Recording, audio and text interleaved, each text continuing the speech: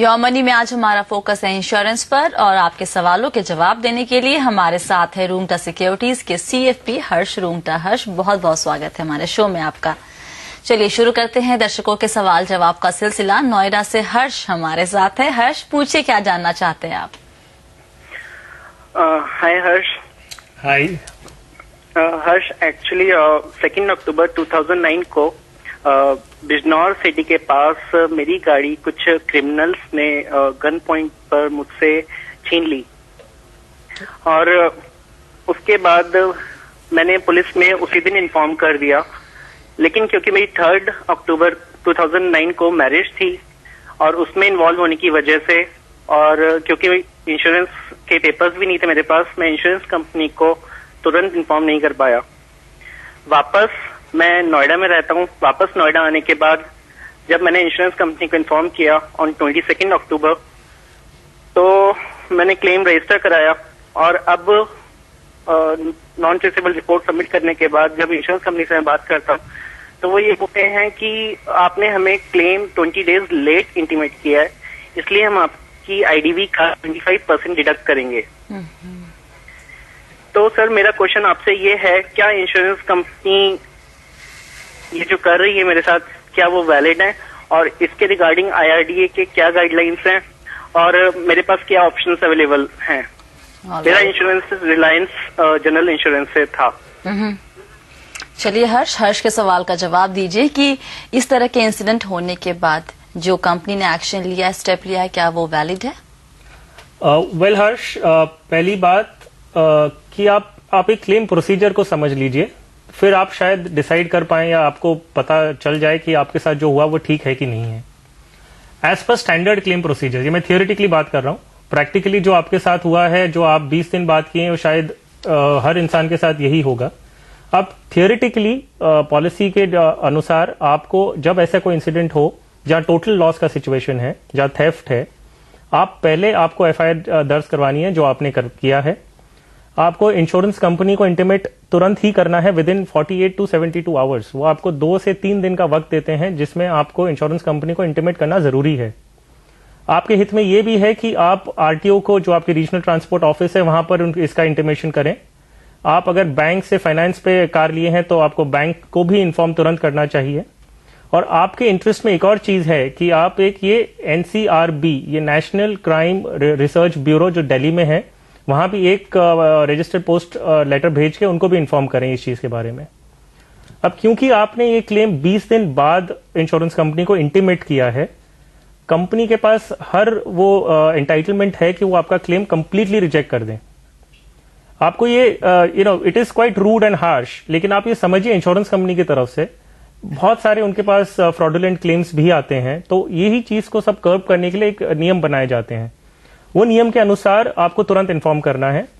Police अपनी investigation एक तरफ रखती है, इंश्योरेंस कंपनी अपनी इन्वेस्टिगेशन तुरंत चालू कर देती है। स्टेटिस्टिक्स है कि जो भी कार अगर कोई ऐसी थेफ्ट होती है, वो जो सिटी है वो विद इन 72 आवर्स वो सिटी से बाहर निकल जाती है। तो जो टोल जो नाका होता है, उसकी जो वीडियो रिकॉर्डिंग होती है, उनके पास भी वो डेटा सिर्फ 72 आवर्स तक ही रहता है। तो इसीलिए ये टर्म्स कंडीशंस दी गई हैं। क्योंकि आपने ऐसा नहीं किया, मैं ये कहूंगा कि आपको थैंकफुल होना चाहिए कि आपका एक छोटा डिडक्शन के होने के बाद आपको क्लेम मिल गया है। तो मेरे हिसाब से आप ये मैटर को यहीं क्लोज कर दें तो आपके लिए बेटर होगा। हर्ष, एक बात बताइए कि यहाँ पर सिर्फ 15% का डिडक्शन है, तो नॉर्मली और किन किन सर्कमस्टांसेस में इंश्योरेंस कंपनियां डिडक्ट कर सकती हैं IDV?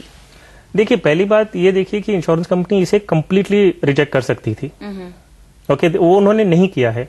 ये जो क्लेम एक्सेप्ट करने का जो डिस्क्रिशन दिया जाता है वो इंश्योरेंस कंपनी के ऊपर है। अच्छा, अगर वो चाहे तो इस चीज का वो 50% भी डिडक्ट कर सकती थी। बट आई वुड से कि ये अच्छा है इनके लिए कि उन्होंने एक छोटा डिडक्शन करके क्लेम पास कर दिया, क्योंकि इनका रीजन वैलिड था। राइट।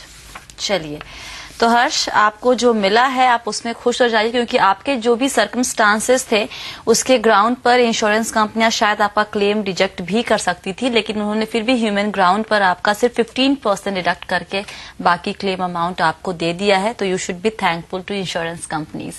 चलिए बढ़ते हैं अगले सवाल की तरफ। सोनीपत से RB सिंह हमारे साथ है। सिंह साहब, पूछिए, क्या जानना चाहते हैं आप? हाँ जी, नमस्कार। नमस्कार सर। मैम एक मेरा ये क्यूरी थी कि मुझे term insurance with sum assured चाहिए, तो मैं ये जानना चाहता था कि मैं कितने ईयर के लिए लूं इसको। तो अभी मेरी एज 30 ईयर्स है जी, और मैं ये जानना चाहता था कि ये LIC से लूं या किसी प्राइवेट उससे लूं। सिंह साहब, क्योंकि आप टर्म इंश्योरेंस लेना चाहते हैं तो कुछ चीजें आपको और भी बतानी होगी, जैसे कि आपकी इनकम कितनी है, आपके खर्चे कितने हैं, लायबिलिटीज क्या क्या है, डिपेंडेंट कौन है आपके ऊपर। हाँ जी, मेरी सैलरी अराउंड 6 लाख है पर एनम। डिपेंडेंट वाइफ और एक बेटा है जी, 3 इयर्स का, और मदर फादर डिपेंडेंट है, और अराउंड 20 to 25,000 मेरा एक्सपेंस है पर मंथ। ओके, इसके अलावा कोई लोन वगैरह भी? नहीं, लोन नहीं है मेरे पास। और मैं LIC की मेरे पास 5-6 पॉलिसी हैं। ओके, जो इंश्योरेंस पॉलिसी है अराउंड 9 लाख रुपीज की। मतलब वो इंश्योरेंस कम इन्वेस्टमेंट पॉलिसीज हैं। आप अब जाकर एक प्योर टर्म प्लान लेना चाहते हैं, राइट? हाँ जी, हाँ जी, Okay. और मैं कुछ म्यूचुअल फंड में भी सर SIP के। हाँ जी, म्यूचुअल फंड के बारे में हम बात करेंगे फ्राइडे को। आज सिर्फ इंश्योरेंस के बारे में। 30 साल की उम्र है, monthly expense 20,000, annual income 6 lakh रुपए, और आपने सुना कि डिपेंडेंट भी है इनके ऊपर। क्या सलाह देंगे, कौन सी टर्म पॉलिसी इनके लिए बेहतर रहेगी? ये ऑनलाइन अगर पॉलिसी कंफर्टेबल है, ऑनलाइन पॉलिसीज ले सकते हैं। अगर इन्हें वो एजेंट की मदद चाहिए, एडवाइस और गाइडेंस चाहिए, तो ये डेफिनेटली ऑफलाइन पॉलिसी लेना होगा। जहां तक इनके सम इंश्योर्ड का रिक्वायरमेंट था, अगर हम ये एग्जिस्टिंग इनका सिनेरियो इवेल्युएट करें तो ये up to 10 times of his income he can take insurance. तो वो अगर 60 लाख तक का आपका इंश्योरेंस रिक्वायरमेंट बनता है। आप अगर 60 लाख का इंश्योरेंस प्राइवेट कंपनी से लेना चाहते हैं या LIC से लेना चाहते हैं, टेक्निकली स्पीकिंग इनमें कोई फर्क नहीं है। आप टर्म पॉलिसी किसी से भी ले लीजिए जिसका प्रीमियम कंपेटिटिव हो। आपके केस में ऑफलाइन पॉलिसीज का मैंने अगर आपको 60 लाख का कवरेज का प्रीमियम बताना है तो प्राइवेट कंपनीज में करीबन ये 15,000 रुपए करीब आएगा। और LIC में यही चीज 19,000 रुपए तक आपका प्रीमियम होगा। आपका दूसरा सवाल था कि आपको कवरेज कितने पीरियड तक लेना चाहिए।